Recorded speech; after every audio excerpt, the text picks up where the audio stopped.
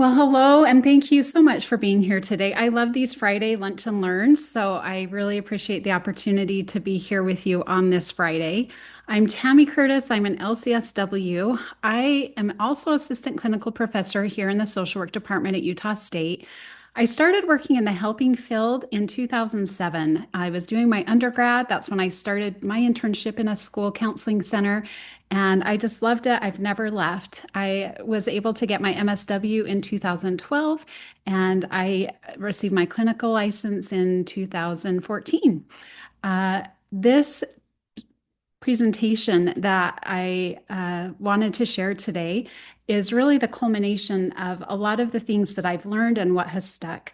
I think that as clinicians, we have so many tools, we have so many things that we can use, and then we really gravitate to our favorites and the things that really work for us. And so my hope is that you'll be able to bring to the table today the things that work for you and be mindful of the tools that you have, and then also be open to some of the things that we'll talk about today. If you've been to my presentations before, you'll probably see parts of this because I've been teaching this since 2017 when I started working in school. So it's often that I sprinkle different things in. And staying human in the work. This title, I think that we can all, anyone in the helping field, and in my career, the people I've worked with the most have been in education, they've been in the medical field, and they've been in social work, um, the the the different disciplines that help people. And it's interesting that it's the opposite of the hedonic treadmill that sometimes we see. For some reason, we get so busy helping everyone else that I think sometimes we can lose our own sense of humanity when you're constantly feeding and caring for everyone else, and it seems like you might be the last one to be served. You kind of start to feel like maybe a little bit robotic, maybe just like, you know, do my needs matter kind of a thing. Maybe you have felt that, maybe you haven't, but that's really where I wanted to start today. We have four objectives today, and the four objectives are first, I want to just talk a little bit about the signs of compassion fatigue and vicarious trauma, but secondary trauma and also burnout. I want to talk about how meaning making can be a protective factor for us and how we can apply some of those meaning centered practices and also some grounding practices. And then before we leave, we'll have our own personal grounding anchor that we can access as soon as today.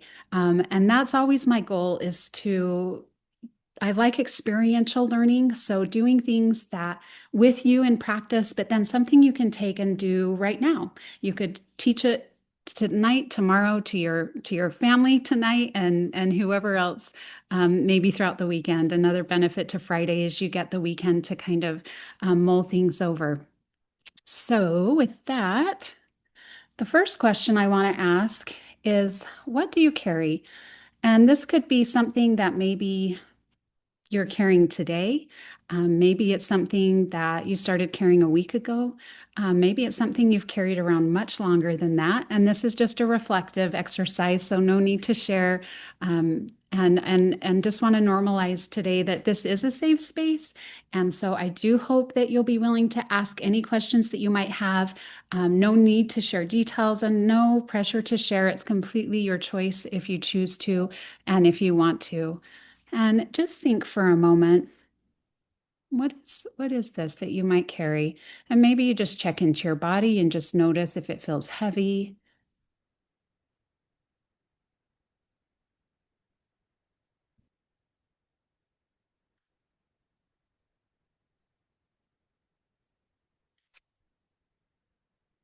And while you're thinking about that, let's just look at why does this matter? In this field, in the helping profession in social work, we routinely are exposed to the traumas of people's lives. We witness systemic stressors, the ethical complexity of our jobs, the ongoing just emotional labor and also moral distress. It all places us at increased risk for those things we talked about: compassion fatigue, vicarious trauma, secondary trauma, burnout. And these factors can compromise our clinical competence and adherence to ethical standards if we're not being mindful of that, if we're not addressing that. And if you resonate with this photo and you think about some of the things that you've seen and that you've witnessed, and I hear this a lot with students, especially in the beginning of a master's program when they're starting their clinical internship, um, they're really in a setting that they've never been in before, and this becomes really real really quick. And another reason I wanted to share this is because it's something that we talk a lot about with our students. So one thing that I really appreciate about the NASW is this concept of self-care is ethical practice. It's surprising that it was only identified as an ethical practice in 2021. And social work was born over 100 years ago. So isn't that interesting that it took us over 100 years to realize that this is ethical practice, that it's our ethical responsibility and obligation as social workers to take care of our needs. And so, how can we ethically sustain ourselves beyond surface level self care? We talk about that a lot. How can we learn ways that we integrate self care through more reflective capacity, meaning making, values alignment in our daily practice? So, I really want to take us a little bit deeper, a little bit further into what self care can look like in other ways that sometimes we might not talk about or just kind of really normalize. And with that, we'll recognize the impact of the stressors that we're under. And the hope is stay grounded in our purpose, in our why. And then we'll end with some of those evidence-based strategies. So the weight of the work. Our work is not simply doing tasks that might be difficult, but it's really staying human while repeatedly encountering pain, trauma, urgency, and unmet needs. We hold the emotional weight.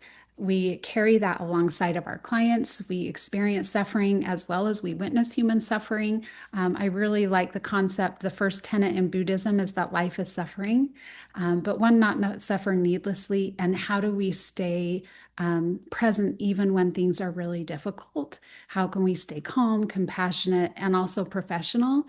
I'm sure you can all think of a situation where you were sitting across from someone and it was really difficult. It was really difficult to stay in that painful presence and stay professional in that moment. Our skills really, we have to really lean into that in those moments, in those times. We are also exposed to grief and injustice, uncertainty. Sometimes we're navigating systems that are also overwhelmed or under-resourced. And so it's not a light lift, the work that we do. And I just really want to normalize that. And Erin, will you go ahead and read this quote to introduce our next area? The expectation that we can be immersed in suffering and loss daily and not be touched by it is as unrealistic as expecting to be able to walk through water without getting wet. Thank you.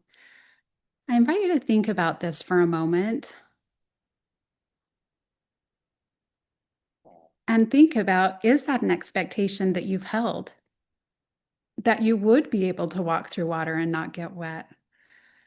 Maybe we can put galoshes on. Maybe that's helpful. And maybe that's what the tools are that we're going to talk about today are the galoshes that help us walk through and let that be like water off a duck's back. And maybe that will happen today. But this is an important thing to recognize is that maybe the concept of radical acceptance comes to mind. One thing, too, I think is really cool in our world is that we name very abstract concepts. We bring names, we bring labels, and we even bring logic and order, structure to things that maybe haven't been named before. And I think that's really neat, a really great strength of our profession. And one thing that's coming to me now with radical acceptance is a book that Mel Robbins published recently called Let Them. And to me, just those two words, let them, is that concept of radical acceptance. And I want to put that in here now because I might come back to that throughout the presentation in different ways. But those are some of the things that we'll do today is put names and labels to concepts that maybe are just kind of floating out there that are kind of like, yeah, what is the structure to that? What is the system for that? So let's talk a little bit about the different types of indirect trauma that we frequently endure. So vicarious, where just that empathic engagement with other people's trauma, it can change our worldview, and we also can accumulate that stress. Secondary trauma, nearly identical to PTSD, can involve the symptoms of reliving, avoidance, hypervigilance. We might have flashbacks, nightmares in response to someone else's experience. And then compassion fatigue, which for us is that reduced capacity to empathize over just repeated overwhelming exposure to others' trauma. It's just kind of that fatigue that sets in, right? And then burnout that results from that constraint in working in stressful environments like that, where we feel exhausted, we might start to feel more cynical and feel like we're not as effective. And I want you to consider just for a moment in your career, have there been times when you have felt any of these things? Have there been times when you've experienced that feeling so tired, maybe starting to feel a little bit cynical, feeling a little bit less effective? And if so, this is what you're feeling. Now, compassion fatigue, I love the calling compassion fatigue the cost of caring, and that we only feel this way because we care a lot. Unlike burnout, compassion fatigue is a little bit different. It's more from that empathic engagement, from that deep caring, from kind of absorbing that pain and maybe not doing the rest and the restoration that we need to maintain that level of support. So, common symptoms with this are just feeling kind of numb, a little bit irritable, similar to burnout in that cynicism, lack of empathy, feeling just too emotionally full, like we can't take anymore, maybe have hard time being present, maybe a little even hopelessness or helplessness. And rest alone doesn't fix it. So that's when we know that we're experiencing that compassion fatigue. And I think that this term care without renewal becomes exhaustion, can lend itself to burnout if we're not able to renew. Now, vicarious and secondary trauma, these involve really changing our worldview. One thing that's really interesting that I love teaching, whether it's just to increase empathy or just to recognize that common humanity, is that we all have a worldview that we come by from our own experiences, from the people around us, from the environment that we live in, and we see the world in these certain ways. And how we see the world is how we act with the world, right? And depending on those experiences that we have growing up, we can see the world as a safe place, or we might see the world as a dangerous place. But nonetheless, we all have this worldview. And with this type of trauma, this can start to change. And for students in our program, in our seminar, we read a book called Trauma Stewardship. And in that book, she talks about the author that, she's going to, if I remember right, and if anyone has read the book, you can feel free to correct me. But if I remember right, she goes to this beautiful lookout. I think it's a cliff. And everyone else there is just enjoying the view, enjoying the beauty. It's like, oh, this is incredible. And her thoughts go to, I wonder how many people have jumped off this cliff. And that's what this is. That's that transition of worldview that because of the nature of our work, we can't help but have happen, right? It's just one of the things that comes with it. So symptoms of secondary trauma, knowing that 70% of adults in the US have experienced trauma. So that means most people that come across our path are going to have experienced trauma. These symptoms can be emotional, cognitive, behavioral, and physical. And so that emotional is that just sadness or anxiety, maybe that numbness or hopelessness. Cognitive might be those intrusive thoughts or flashbacks, difficulty concentrating, those shifts in worldview, a little more cynicism, maybe even distorted self worth.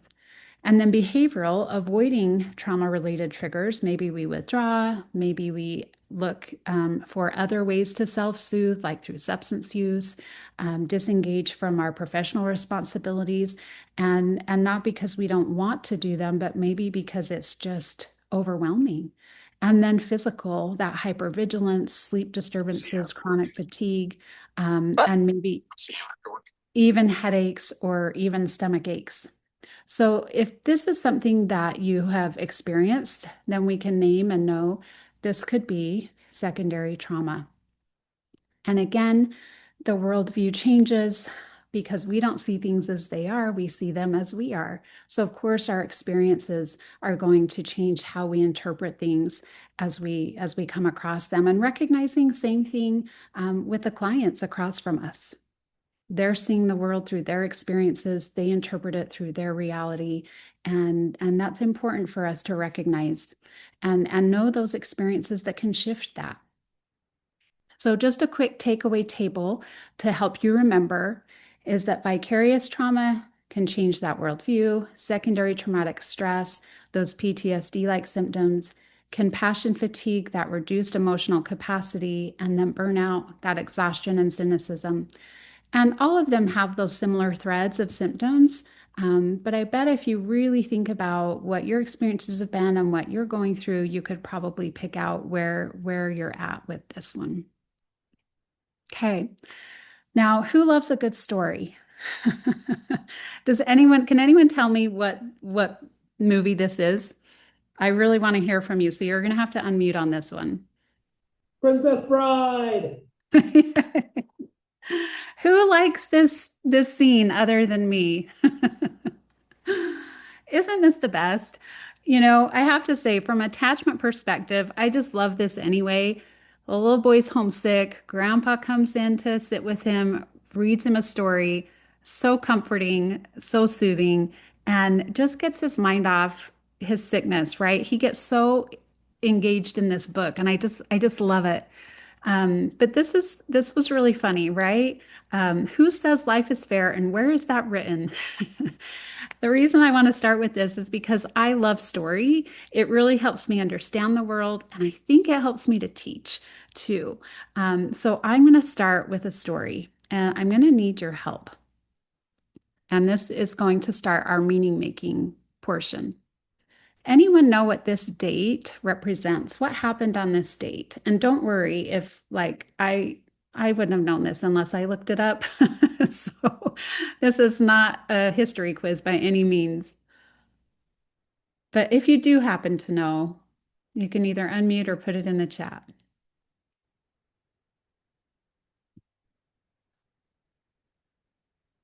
Okay, well, I'm going to give you a hint. I'll tell you what this is. Now, it's also my husband's birthday, but not in 1945. So I can remember it that way. But in 1945, something big was happening in the world. And what was happening is that World War II was declared, it was ended. And if you remember, um, this person right here, he had been captive in several concentration camps throughout the war. And that was the day that they were liberated. So that was a really important day for him and for 5 million other people who were able to be liberated on that day. And I think that it's fascinating that Viktor Frankl, spending 3 years in 4 different concentration camps, fortunate to survive, really came away and developed something that has helped millions, if not billions, of people since this experience. And I was able to visit, unfortunately, this concentration camp. And these are some of the photos that I took while I was there. And I think they really reflect just the pain and suffering that happened here. And this photo up in the corner is a Viktor Frankl. I pulled that from the internet, so it's a little bit blurry. But he asked this question: what allows people to move forward when all seems lost? And I thought, haven't we all wondered that, especially in this field? Haven't we all considered what is it that helps people move forward? So I really dove into his book and I wanted to pick out all of the things that I could find that really were his way of coping with that and his way forward. And this is what he said. He attributed his survival to one, an instinct for self-preservation, but two, just blind luck. There were just things that he got lucky. But he said throughout his experience there, the things that were his protective factors was just inborn optimism, humor, the ability to psychologically detach from what was happening, finding brief moments of solitude. He talked about opportunities to watch the sunrise and watch the sunset, and they would look beyond the fences that held them captive. That led to a sense of inner freedom. Like I might be here confined in this space, but I can look beyond this and imagine and use that solitude to help consider that maybe I still have some freedom and that maybe I'll get out of here. He had that steely resolve not to give up. And he really shared this with other people. I think he was a source of strength to other people around him. He found meaning in glimpses of beauty in nature and art, something that really surprised me that I didn't realize walking through some of the areas that are still standing is there is art on the walls. People drew, carved, painted while they were there, and there's some beautiful art. It was so surprising. I wasn't expecting that when I walked through those areas. He tried to live for this future. He was thinking forward. He wanted to write a book. He was thinking about his wife, and he talks about that importance of love, that was so key to his ability to withstand the suffering that he was going through in this place.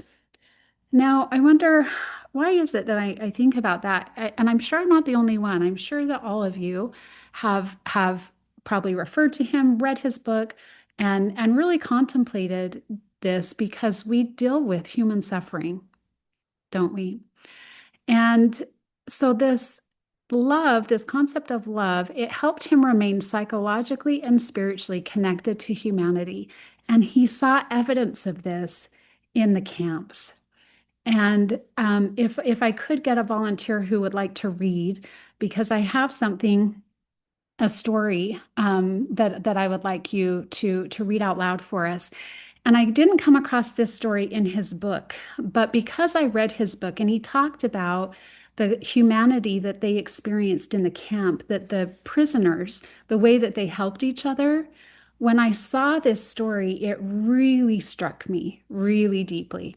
And so I would love a volunteer, if you will, unmute. And this is what I want you to read. This is a story of a little girl telling about an experience she had in the concentration camp. Okay, go ahead and unmute. I know someone wants to.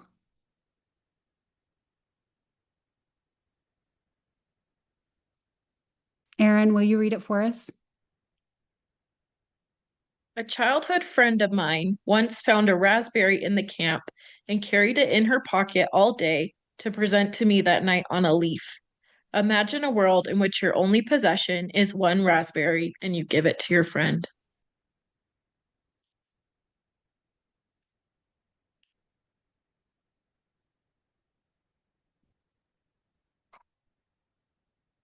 Thank you.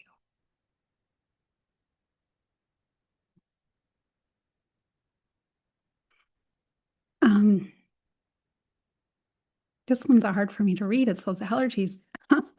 um, when we were there, and they do a beautiful job educating and teaching you about the circumstances of this terrible, terrible place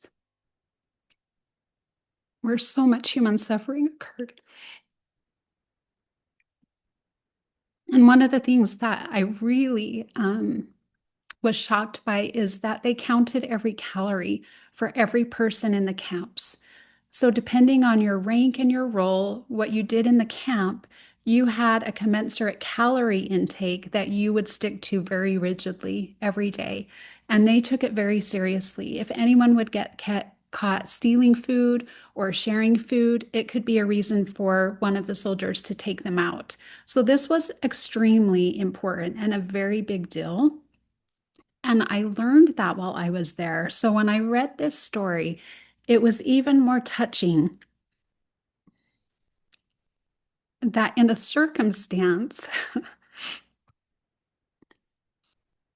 where they were limited to 200 calories or less a day, so their bodies were starving,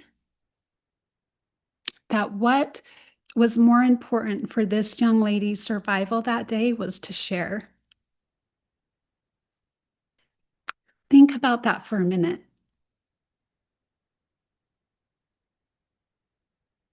That their own deprivation and the things that were causing them the most pain was something that giving to someone else leans into that concept that he was talking about. I think of that love. What a loving gesture, what a kind thing to do. And that was the kind of stuff that meant more than even calories. So talk about mind over matter. Talk about trumping the physical state. This is such an important concept. Victor said no matter what happened, that he retained the freedom to choose how to respond to his suffering. And we all know his famous quote that between stimulus and response, there is that space where our power to choose. And that is where our growth and our freedom lie. This is really empowering to think about, regardless of the situation, regardless of what's out of our control, that there is that space. And we get to choose in that space how we respond. Now, sometimes if we can be grounded and we can be regulated and we can be in our big mind, in our wise mind, we are much more able to respond in an empowered, action aligned with our values way. But when we're tired and we're exhausted, maybe burned out, maybe experiencing some of those symptoms we talked about, our reservoir's a lot less full. We're a lot less able to respond in those empowered ways. And so in mind body bridging, we would call this our small mind and our big mind. And what space are we in when we choose to respond? The thing that I think is really cool about Viktor Frankl's experience here is he says that meaning is possible in spite of suffering. And I think what I saw in his book and through the stories is that people were finding meaning as a way to survive. And he also said to achieve personal meaning, we must transcend subjective pleasures by doing something that points and is directed to something or someone other than oneself. And isn't that what we witnessed in the raspberry example? And he says, he goes on to say, by giving himself to a cause to serve or another person to love. So we can never underestimate how important that is. Now, giving themselves to something. I want to share an example, and feel free to tell me if you know what this is a picture of. If you've been here, if you've seen this, does anyone know where this is at?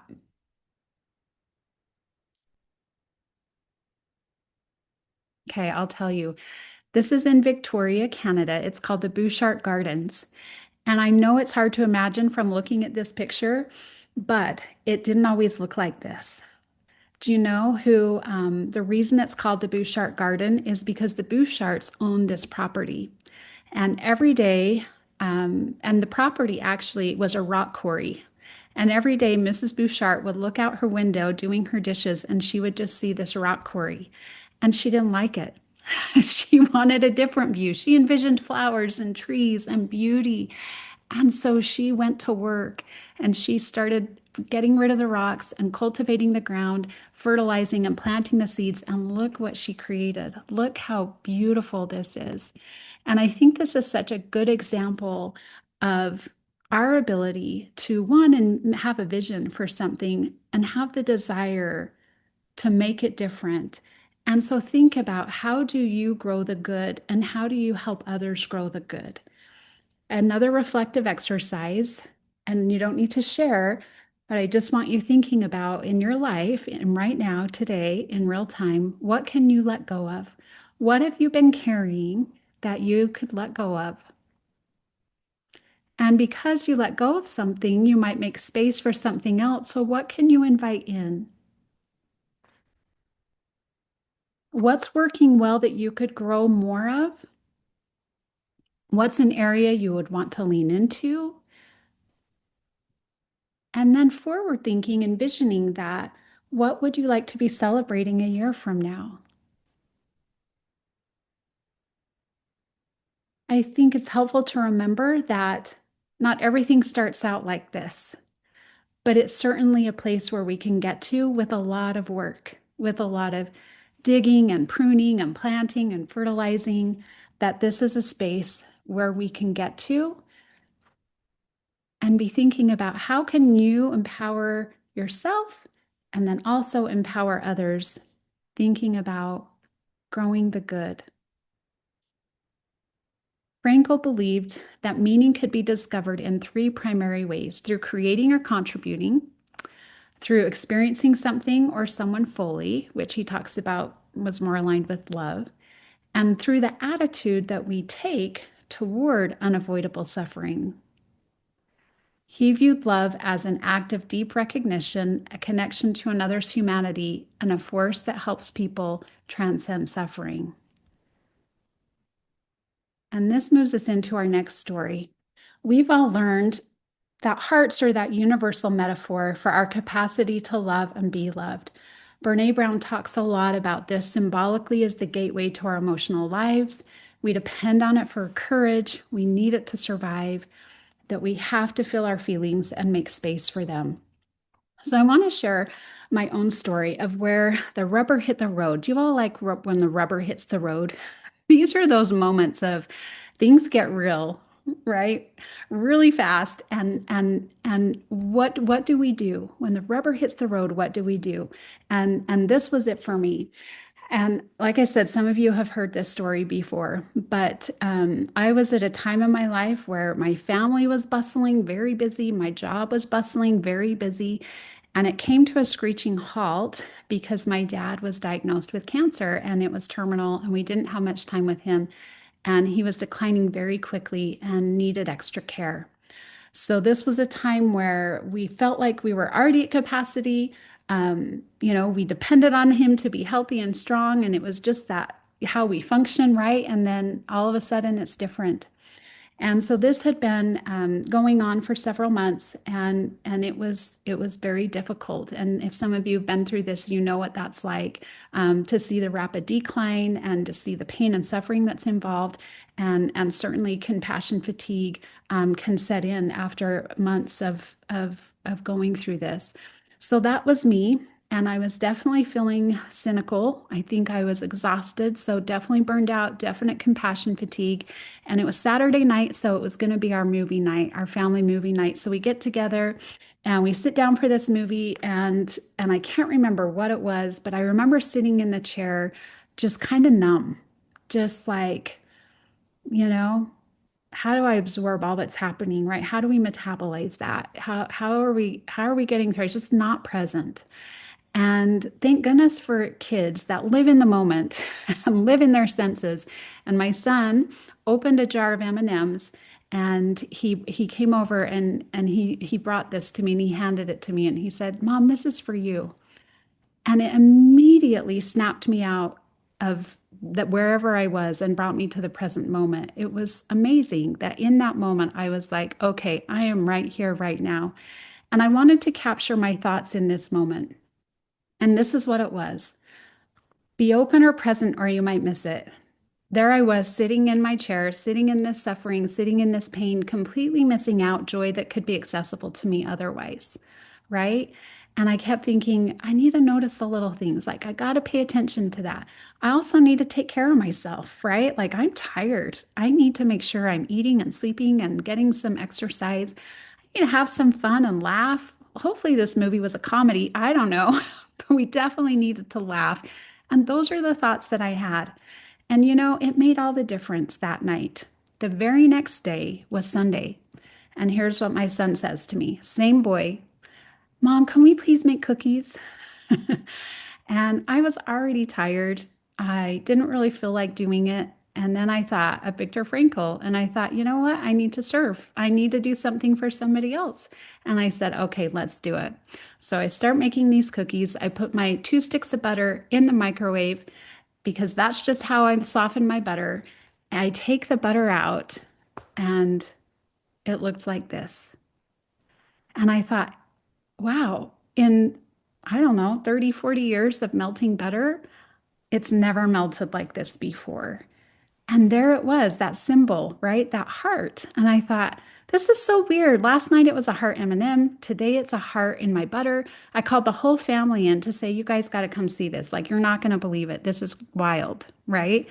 And we all just stared in awe, like, wow, look at this. And here's what I wanted to capture. Here were the thoughts that came to my mind. I needed to soften up. I was really armoring up. Brene Brown uses that term. How do we armor up? And this is what came to my mind. There was this literal softening, right? When you take the butter out of the fridge, it's really hard and you have to soften it in some recipes.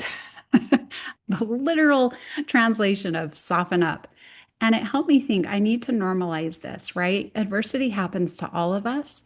I need to be aware of how I'm armoring up. I need to be tuned into what am I missing when I'm armored up.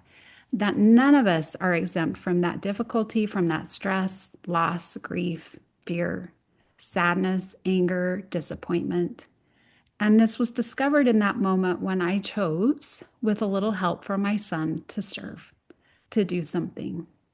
And then the other thing I thought about, and I want you to think about if this has ever happened to you, you're having the worst day ever. Maybe you're sick, maybe you're in pain, maybe just you're really upset about something, maybe something's gone wrong, and someone comes up and says, how are you? And the first thing you want to do is lie because you feel terrible. So, just something, just not something you have to do, but just something to think about. I like to consider since all of this is actually when this started for me, I started thinking about what that feels like when you're really at your worst time. And how do you answer without lying, but without, like, we use how are you as really a salutation when it's actually a question or a conversation starter, right? And so to consider when you do see people, if you don't have time to talk or listen to how they're doing, if you're not in a space to start a conversation, how does it fall to say, hey, it's so good to see you? Or hey, I'm so glad you're here. And those were just thoughts, just things that I was percolating about and something that I try to remember because of what I went through at this time when that was really hard. It was hard to tell people, hey, things are great when things were horrible, but I didn't have the time or maybe the energy to talk about why things weren't great, right? So these are some things that helped me make meaning, these symbols that really helped me tune into what Viktor Frankl talked about, how important that love is, normalizing that adversity, finding that meaning in the midst of suffering, and choosing, right, how to respond, how to do something different. Now, a couple weeks after my dad passed away, I was eating lunch in the car and I'm embarrassed to admit what I'm about to show you because it was just one of those busy, crazy days. I didn't have time to stop for food, so all I had were snacks in my bag because here I am just, driving from school to school. And I pulled out this snack, and it was a granola bar. And as soon as I unwrapped the package, this is what I saw. And for most people, you probably would overlook this. You wouldn't even notice it. But it was crazy that as soon as I opened the wrapper, that was that was what I saw. And I was like, that looks like a heart to me. And it was such an interesting reminder of this experience, of these things that I'd been going through. And the thoughts that came to my mind in this moment were we're all vulnerable. We all have weaknesses, shortcomings, failures. We all have that suffering, disappointment, struggle, right? And we're worthy of love and belonging. We are enough. And that gratitude is an amazing practice that can really help us also channel some of that grounding. Now, you have something too. You have a symbol, you have something that helps anchor you or ground you to these concepts that we're talking about.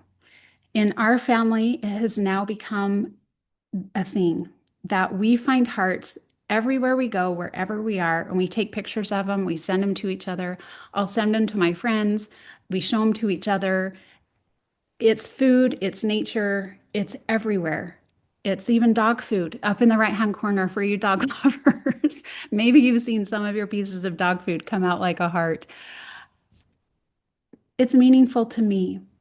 So some people might think this is a little off, this is a little wild. It has meaning. It's that symbol for me. And that's what I invite you to do is find that symbol for you. What is that anchor for you? Coming back to what Viktor Frankl talked about,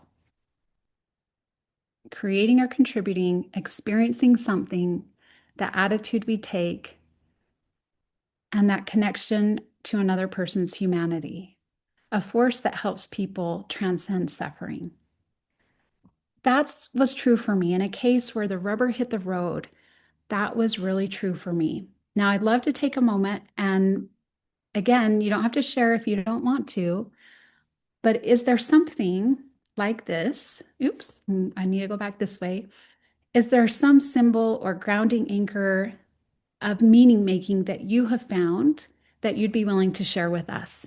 So I just want to open the opportunity. And I know you're monitoring the chat, Erin. So if someone wants to write it in the chat, Erin, if you'll read it out, or if you want to unmute, but I would love to hear what some of those symbols and some of the meaning making has been helpful for you. Tammy, there's one in the chat. Someone said, I have another friend who finds hearts everywhere, and it has actually changed her life and perspective in the midst of her trials. I can relate to that in a very big way. Thank you. Anything else?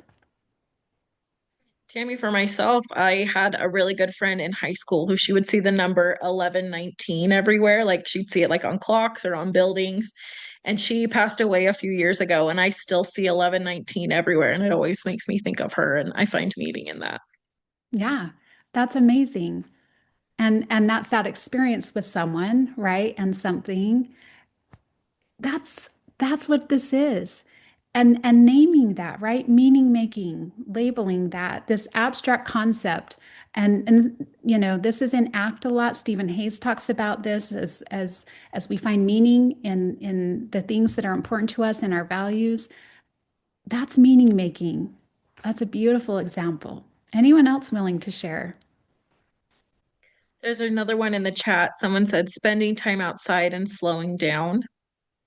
And then Yeah, another one just came in. They said 222 is a symbol of being in the right place at the right time.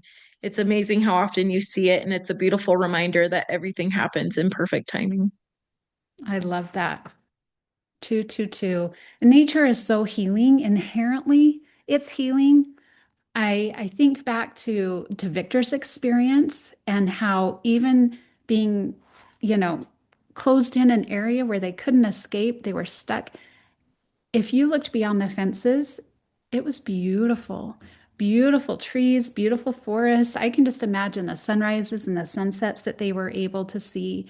And that sense of nature and just being a part of that, feeling like, wow, this world is so much bigger than me and my problems. That's that's important. Anything else? Someone else said, I've been slowly building a playlist with music that makes me feel a certain specific feeling of grounding, and it's a way to reclaim that feeling if I'm having a day that is anything but grounded. Love that. Yes, see, music and all the therapeutic benefits to music as well. You know, in fact, the research around stress showed that listening to music that you enjoyed lowered cortisol in the body. Pleasant smells lowered cortisol in the body. That there's these um, actual, isn't that so cool that those things create a physical change in our body and doing the things that lower our cortisol? Laughter lowers cortisol. So I think that's a really a good one for multiple reasons. You know, something I wonder if any of you have experienced this where like life is better to music, kind of a soundtrack to your life. And I'm going to use Taylor Swift as an example because she is one who started writing music from a very young age, and she essentially sung her journal, right? And so her music is the soundtrack of her life. All of her albums are like her journal. And I wonder what our soundtracks would be for our life. It could be a music therapy activity, right? For clients to put together their playlist, the soundtrack of your life at this time and the soundtrack of your life at this time. And one thing I've noticed is that when I go to my iTunes playlist and I look at the different playlists that I've created over time, that they very much are a mirror to what was happening in my life at that time. And that down the road, like gosh, 5 years, 10 years, it's kind of fun to be like, oh yeah, I remember this. This was like my favorite song. I listen to it every day. So that's a really fun one. What else? You guys have such great concepts and ideas. Please share. There have been multiple people that have responded to the 222 number saying that that's a special one for them as well. Wonderful. Yeah. I encourage you to look for these symbols. Look for these meaningful anchors that when you see them, you pause and reflect. It's just like grabs you right in the moment, right? Just brings you to the present moment. I just want everyone to find that for themselves. Encourage other people to find that for themselves. And if you feel comfortable, explain it. Like Erin, when you see that and you're like, oh, that's so important. Is there someone you can share that with? And they can share that moment and it becomes special for them too. That connection, that love, that is so important in the midst of suffering, important all of the time, but especially in those moments of suffering. How can we meet that meaning? Now, I want to share another concept with you. This is something that, after practicing in the field clinically for 14 years, I was experiencing something and I didn't have a name for it. It wasn't something that I had read about or that anyone was really talking about. And I just kept thinking, man, I want to name this. I want to have like language for this so that I can talk about it and I can share it. Because what was happening is I was continuing to meet with clients and do this work with them and really, you know, dig deep and do the hard things. I was experiencing a change. My worldview was changing very slowly over time. Things were just feeling different. And if you've ever felt this way where, you go through an experience and you think, gosh, I'm exactly the same person, but I am completely different. Anyone experience that? I'm exactly the same, but I'm completely different. And that's what I kept feeling like, wow, like if anyone were to look at me or see, hey, Tammy, I'm exactly the same person, right? But I'm feeling completely different. And what is that? So I want you to know that I actually found this. Oh, and before I do that, last quote from Viktor Frankl, because this is a really good one. Oops, sorry. Um, that even in the midst of profound suffering, meaning can still emerge through love, connection, and the decision to remain human in the presence of pain. Love that. Meaning sustained through connection, being emotionally present with another human being.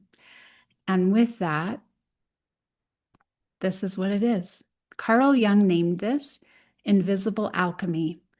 And alchemy historically was a science that these alchemists thought they could turn gold into or metals into precious gold, and it was quite, I think, sought after. This was something that they really tried to do. And Carl Jung called this invisible alchemy, and it's essentially that transformation. So I'll just read this to you. And this is just my wrapping up this concept of invisible alchemy. Two people entering a space together, and something begins to change. Not gold from lead, but pain into healing, despair into hope, isolation into connection, wounds into wisdom. Story after story, we bear witness to the quiet miracle of human beings becoming whole again. And here's the mystery. As our clients transform, we too are transformed.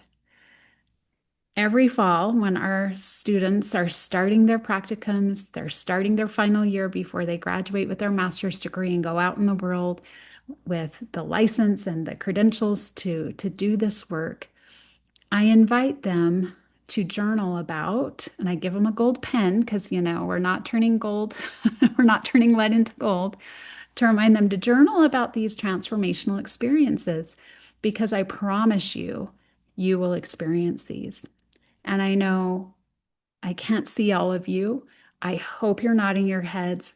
I hope this is something that you have experienced too. And you've probably named it way before I did. It took me 14 years to put language to this. But now that I have language for it, I love to share it. I love to label it and help people recognize the alchemy of social work. It's real. We're doing it every day. And if we're not reflecting on it, then we're really not internalizing that learning and really embracing that transformation that's possible. And isn't it amazing that we get to work with people and we get to watch them heal? We get to walk with them for a little bit. We get to be a part of that journey. We get to listen and be that presence and that safe space where people can do that hard work. And just being witnessed, right? The power and feeling seen, heard, and valued. There is no way that we can do this work for other people and not feel it ourselves. And that's what this transformation is. My invitation for you, sometime today, tonight, this weekend, next week, whenever you can get to it, if you can find a gold pen, that would be great. It would take this a little bit further, but not required. But take a pen and journal. Or maybe it's just in your phone, and maybe it's just your note labeled alchemy. And this is where you write down these experiences because reflection is part of learning. When we can learn something, experience it, and then reflect on it, what happened? How did it go? How did that impact me? How did it land on the other person? Really kind of analyze this. And then how can I do it different next time? Or what will work better? Or how am I changing? How was I different from this? Those are all part of our story. We all have a story, and we're writing it every day. We're the author of that story. We get to close a chapter when we're ready and open the next chapter, and we get to write it. And that's my challenge and invitation is journal this, write this down, keep track of it, and share it with other people when you're ready and if you want to, not that you have to. And that's uh, my my big exciting start to the school year for our students as they begin this journey. I want them to have language for that. So let's go into our grounding anchors. This is language that you probably know well and things that you're probably doing, but let's just revisit what grounding anchors do for us. They reconnect us to the present moment. So when we're far away, when we're maybe perseverating or ruminating or just experiencing pain, whatever it might be, frustration, it reconnects us to the present moment, helps us regulate our nervous system, reconnect to our values, and restore that reflective capacity. So, in the middle of that space that Viktor Frankl talked about, this is the work, this is the grounding work. This is an integrative values-based practice. It's drawn from Mindfulness Act, motivational interviewing talks about it, mind-body bridging talks about it. And when we feel like the work is just repetitive or overwhelming, we feel exhausted or stuck, maybe we feel less effective, then meaning making is one way, right? We can stay grounded in our why. But grounding anchors aren't meant to remove the suffering. And I'm going to bring in that radical acceptance piece. They're not meant to remove the suffering. They help us remain connected to ourselves while we're moving through it. That's what we're doing here. So it's rooted again in mindfulness and the contemplative practices. So we're getting in touch with our breath, our senses, being very intentional, focusing our attention in the present moment, orienting to our values, taking time to pause for reflection, identifying those stress patterns, maybe reframing, interrupting those automatic responses, restoring our sense of agency, and witnessing without absorbing. I think this is one of those techniques I learned in ACT, like the Teflon pan is nothing sticks, like water off a duck's back, right? Just nothing sticks. And boundaries, having those boundaries. You might have heard this quote by Mother Teresa. I really love it. And it's not the best photo because it's all I could find on the internet. But Mother Teresa said, "Don't think that love, in order to be genuine, has to be extraordinary. What we need is to love without getting tired." And to me, that's what's extraordinary. What's extraordinary to me is when I am walking on the sidewalk and I see a leaf blow in front of me and it's in the shape of a heart. That's extraordinary to me. When you see 222, that moment, it's extraordinary. When Aaron sees 1119, that moment, it's extraordinary. When you're in nature and you experience that moment of awe, extraordinary. These are the small, simple things that are so regenerating and renewing if we're just present and paying attention, if we can be in that big mind. So it's not this extraordinary stuff that's happening. It's seemingly nominal, minimal, and would go unnoticed if it didn't have meaning, right? We just pass right over it. And so to me, this is how we love without getting tired. Notice your body because our bodies often tell us that something's not going right or is misaligned before our minds do. Recognize that nervous system arousal because we are all biological beings. We all have a natural stress response that we really don't have control over. Once our amygdala senses that threat, senses that risk, that danger, our bodies, our sympathetic nervous system is already activated. We're already in that fight, flight, freeze, or fawn stage. So we really want our grounding techniques to penetrate activate our parasympathetic nervous system is the goal here. In motivational interviewing, there's a concept called resisting the writing reflex. We talk about this in mind body bridging, that our small mind just thinks we're broken and wants to fix us, but our big mind knows better, right? That it's human, and know that fixing comes from care. So don't judge yourself for wanting to fix something or having those thoughts. But fixing can also come from our own discomfort. And so just really resist that writing reflex. Recognize that's our small mind concept of being broken and damaged. And that's just not the case.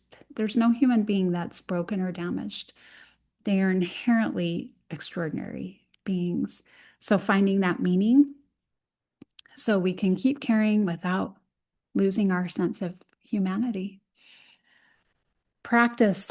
I'm beginning mentioned this would be experiential. I love experiential learning, so I'm going to invite you to do these exercises as we go through. They're small and short. They won't take too long, but I really want you to get the benefit of practicing them. So the first one is relational grounding by Dan Siegel. He wrote about this in his book, The Mindful Therapist. And just ask yourself, who helps me remember who I am when the work feels heavy? Is there a who? Is there someone you can talk to or go to, or even just thinking about them? Who helps me remember who I am? Or I would even say my why, because sometimes we lose perspective in the midst of suffering when the work feels heavy.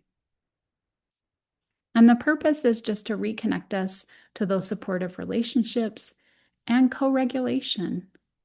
If if you're waiting for bad news or, if there's something that's really difficult, don't do it alone. Find this person and ask them to sit with you.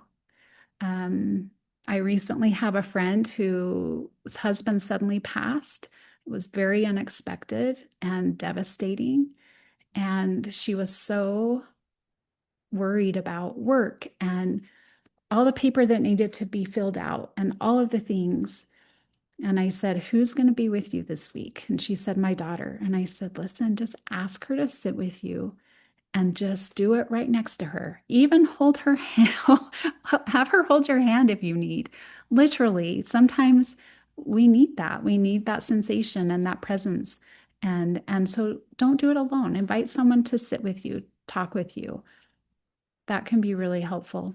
We've all heard of the 5, 4, 3, 2, 1 sensory activity, just looking around the room or wherever you are and just noticing what you can see, feel, hear, smell, taste. And that nervous system, that parasympathetic nervous system starts to calm the cortisol, calms the sympathetic activation.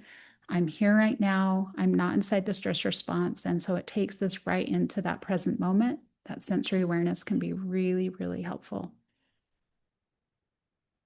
Anyone do this automatically? I'm just curious. And you can just put in the chat, yes, I just wonder after practicing this for so long, and if you're trained in mind body bridging, if you're really an avid mindfulness or even DBT follower, how many of you just feel like you do this naturally, just throughout the day where you are? And I think that's the key, that's the goal, is to get to that point where it's just a natural way of being, that when we practice it so much, it becomes automatic for us. I think that's really helpful. The physiological sigh. This is a really great one.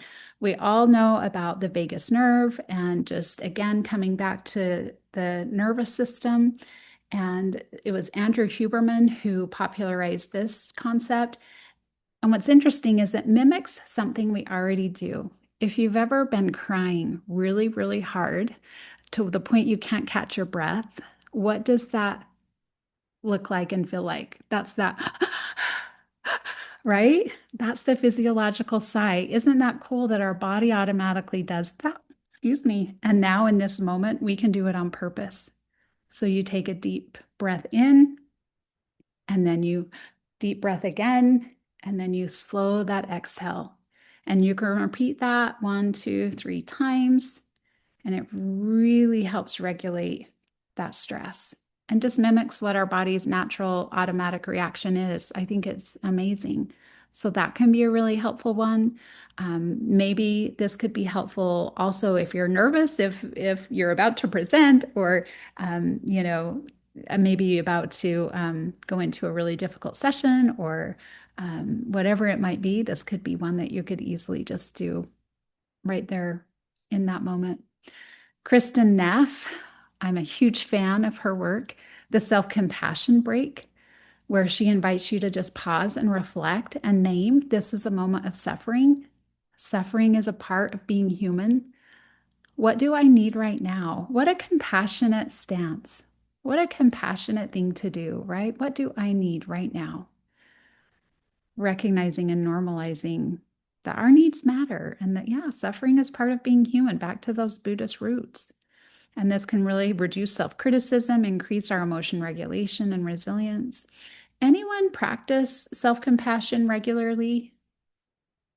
Do you teach it? And you're welcome to unmute or type in the chat.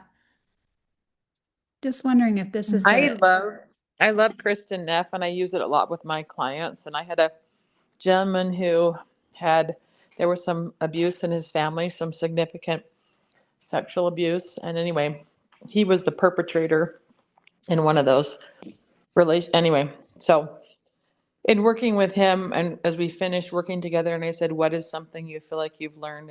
And as we worked together, and he said to have more compassion for myself, which made me feel so happy. So I feel like it's just important to bring that in. So I do frequently recommend her to my clients. Thank you, Tanya. That's wonderful. I love it.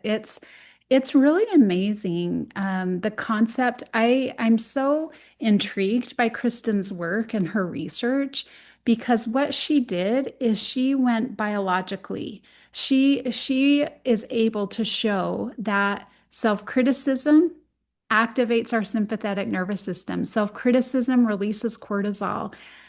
Just as if someone were criticizing us or a threat to us, we can do that all on our own, just by that inner critic and that narrative of self-criticalness. can trigger that cortisol. And on the other hand, self-compassion reduces it. Self-compassion, just like if we were caring for someone else or offering that kind gesture or that kind thought, activates that caregiving, that oxytocin, that those feel-good chemicals start to release, and that we can do that on our own. Isn't that amazing? So it's like getting a hug, but we're doing it all on our own. And she even has some great exercises. If you don't have this workbook, I highly recommend it. I don't have it here to show you. Um, and if anyone knows the name, let me know. I've been using it for years, so I hope it's not out of print, but it's just the Self Compassion Workbook by Kristen Neff, I think. And she has a lot of exercises in there for how we can offer self-compassion through gestures. And so some of those gestures can be really helpful in offering ourselves that soft, kind, and gentle touch. If I had that exercise, if we have time, I'll actually go through it with you because I think it's incredibly helpful. But it can be challenging for people that aren't very touchy-feely. So you have to take it with a grain of salt and, find if that's something people are willing to do. But I also like people to challenge their discomfort. So, there's that too. So many good things about self-compassion. That's a huge one. I wish we could see this more prevalent throughout our communities. I think that we would see a lot less violence and just bullying and meanness if we could all be a little bit more self-compassionate. The value-based grounding anchor from ACT. So when the work feels heavy, I want to remember, can we channel in those values? Why I entered the work, who I want to be, what matters most, what kind of helper I want to remain, and can really help us reconnect to those values instead of that emotional reactivity. This is very in line with meaning making, staying values based. Does anyone have a good example of a values based grounding anchor that you use or that you've seen be effective?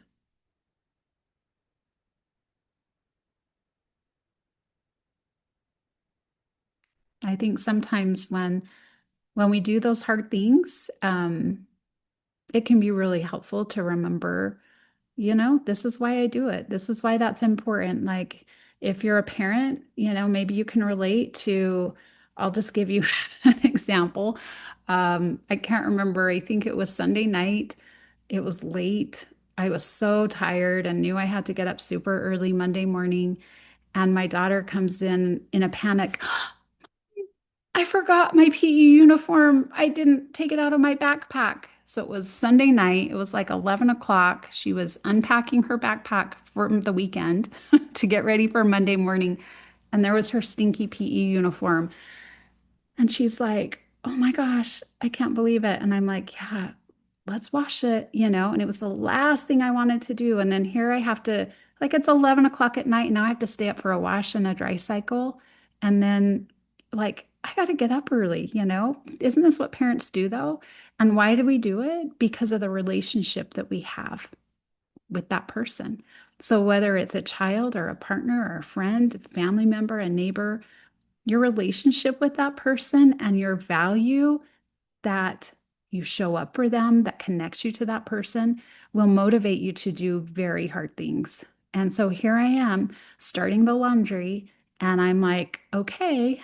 And then what was so cool is that before she went to bed, she had written a note and she had left it on the washer. So when I went in after the cycle was done to move it from the washer to the dryer, I found a note and it was all I needed. It was just a note of gratitude, a note of thanks, and melted my heart and made it all worth it. And sometimes that happens. Sometimes we get those notes of gratitude and those notes of thanks, and it can make a world of difference. So one thing I would point out is that gratitude is currency. If someone says thank you, it's like the best payday ever. Like, wow. Okay, let me work 10 times harder for you now because that thank you just is, it means a lot. So gratitude can be huge. Wise mind breathing. So this comes from DBT and Marsha Linehan's work. And so slow the breathing while asking, what would wise mind say right now? And that integrates that emotional and that rational mind. The brief body scan that Jon Kabat-Zinn talks about in mindfulness-based stress reduction is just bring your attention slowly through your body, paying attention to all the different areas. You can start with your head, your shoulders, your chest, your hands, your legs, just noticing the tension without judgment. Improves that interoceptive awareness and that nervous system regulation. I would also include the strategies that we learn in mind body bridging, just that sensory awareness. I think even the mind mapping can be really helpful there.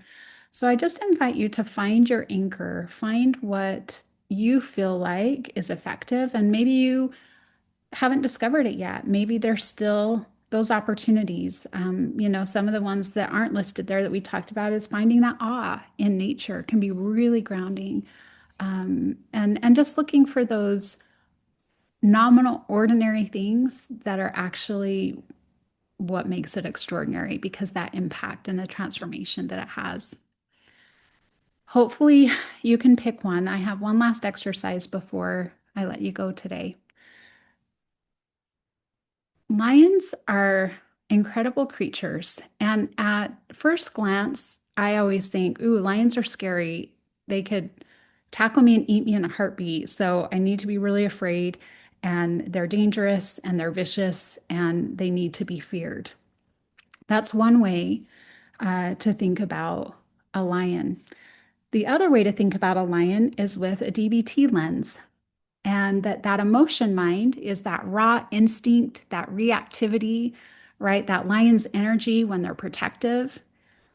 And then the reasonable mind, the logic, the planning restraint, is that lion when they're not protecting and they're not fighting, right? And connecting both. So wise mind is the lion who knows when to rest and when to rise and protect. So I want to walk you through identifying your inner lion. So, for just a moment, take a breath. Notice your body. Let your shoulders drop just a little bit. You don't have to change anything. Just come to the present moment. We're regulated.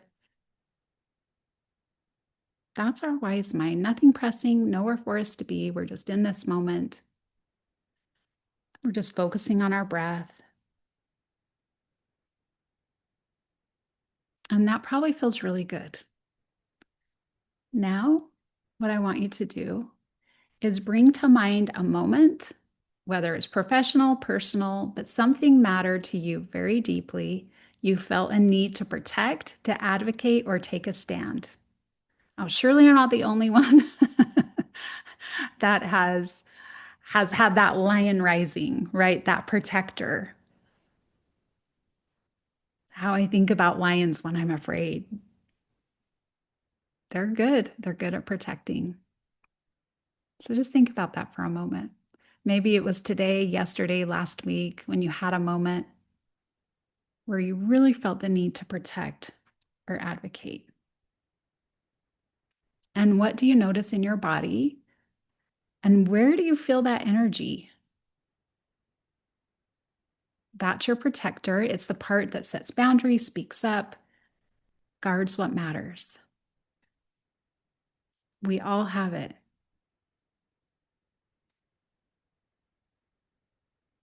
And while we all have that, we also have the capacity to access our wise mind. So without pushing that protective energy away, just take a slow, deep breath and imagine that same protective energy becoming steadier, more focused, less reactive. And ask yourself, what would it look like to stay grounded while protecting what matters?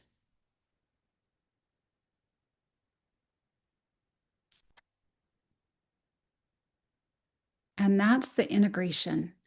And the reason that I use the lion is because of one of those transformative moments in my life when I had a worldview of the way something was.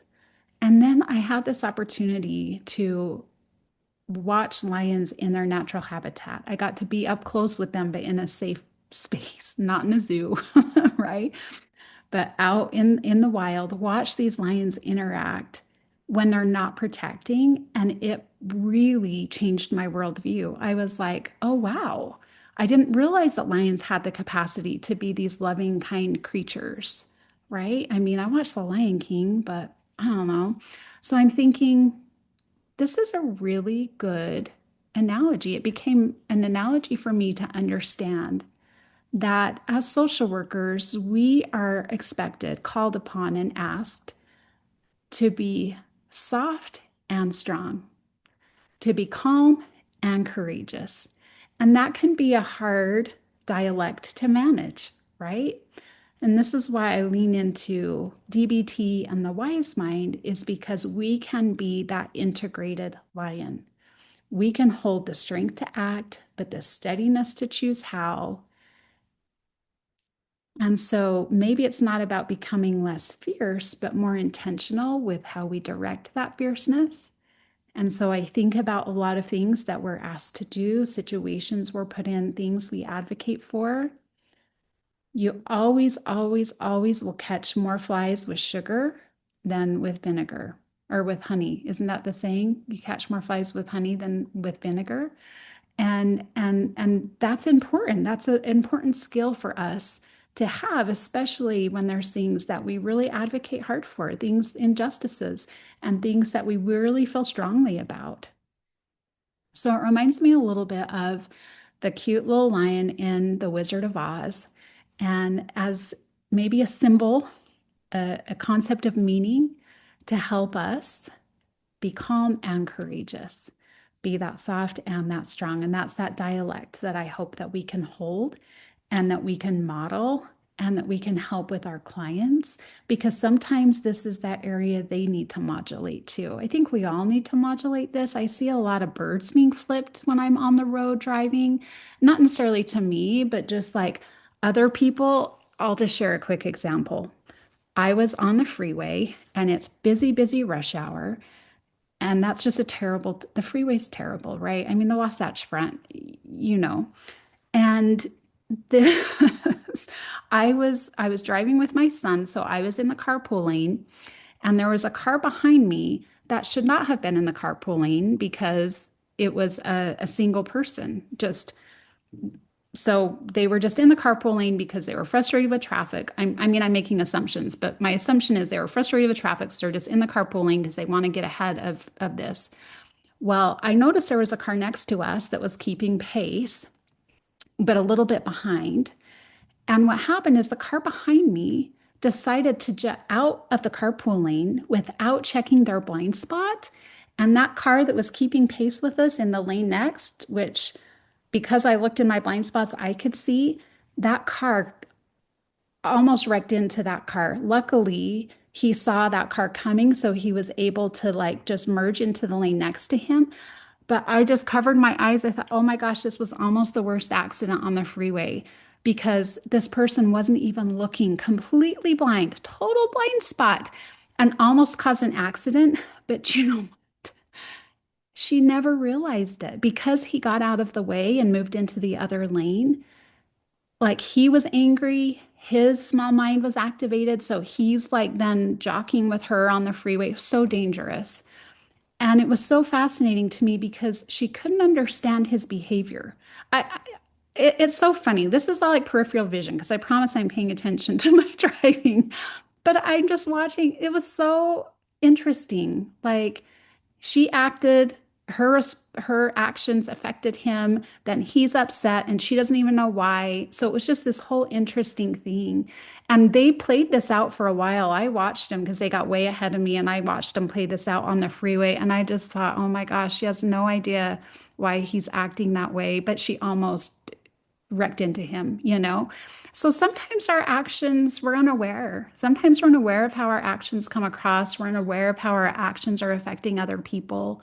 And that's something that we can work with, that we can bring more self-awareness to, and that we can embrace people that are passionate and caring, I think really have a wonderful ability to advocate and to channel that fierceness, right? And that's a beautiful thing, and we need that. We need to be strong that way. And we can also be calm and courageous and not hurt other people in the process while we're doing it. And so I hope that lands the way that I'm hoping it does. But however it lands, it depends on you and how you see that. And I just want to leave it open for any comments and questions, um, maybe thoughts you'd like to share. Maybe something you've noticed in yourself or in someone else.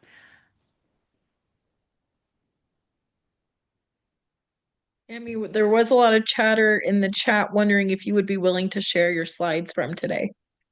Yeah, I can just send them to you, Erin. Is that okay? That would be great. Okay. Yeah, I'm happy to. Yeah.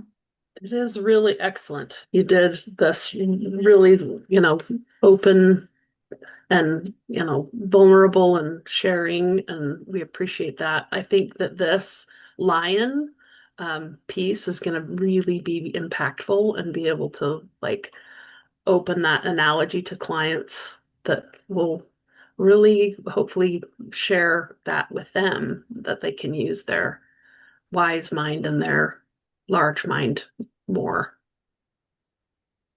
Thank you, Rebecca. Love that. I appreciate that. I hope so. We all have that, right? We all have that protection, that protector, and it's just moderating that. Love it.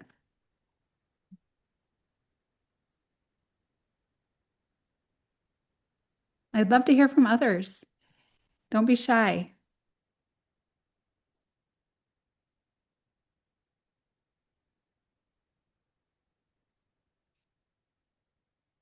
All right. Well, you're welcome to reach out to me. My email address is right here. And I also have a page of resources that might be helpful for you. So as I share this out with Erin, you might be interested in looking at some of those. But I will just exit out of my screen here, stop sharing, and just thank you for being here today, for taking the time to give this gift to yourself. This not to be taken for granted, but also normalize that this is what we need. It's not a luxury. It really is an ethical obligation. And I hope that this sparked some new ideas or just maybe landed with a little bit of insight into areas where this could be really helpful for you. I appreciate the work that you do. I think that helpers are the amazing people in the world that unfortunately suffer at their own whim, because it's just that desire to help and to do and to be there for other people.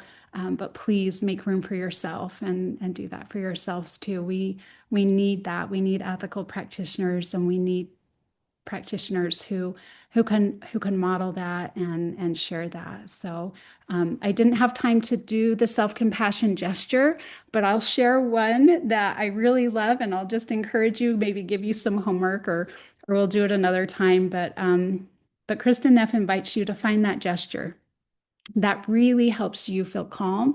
And so that can be like a hand over your heart. It can be even holding your hands cupped. There's different things that you can do, or ways that you can channel that. But for me, I think one is just holding my hand over my heart. I also like cupping my hands. But I would invite you to discover something that you could offer a gentle touch for you when you feel that sympathetic nervous system activating. And in that moment, you really just need to help support. That can be a very effective one, is just that calming, just cradling your hands, hand over heart. So I would just like to express my heart to you. Thank you for the work that you do, for showing up for your people in the hard ways and doing the hard things. We see you, we hear you, we know that that it's tough. And so we need to co-regulate and help each other through this. And I invite you to share anything that would be helpful, or tips and ways that you could help us too. So thank you, everyone. Hope you have a great weekend.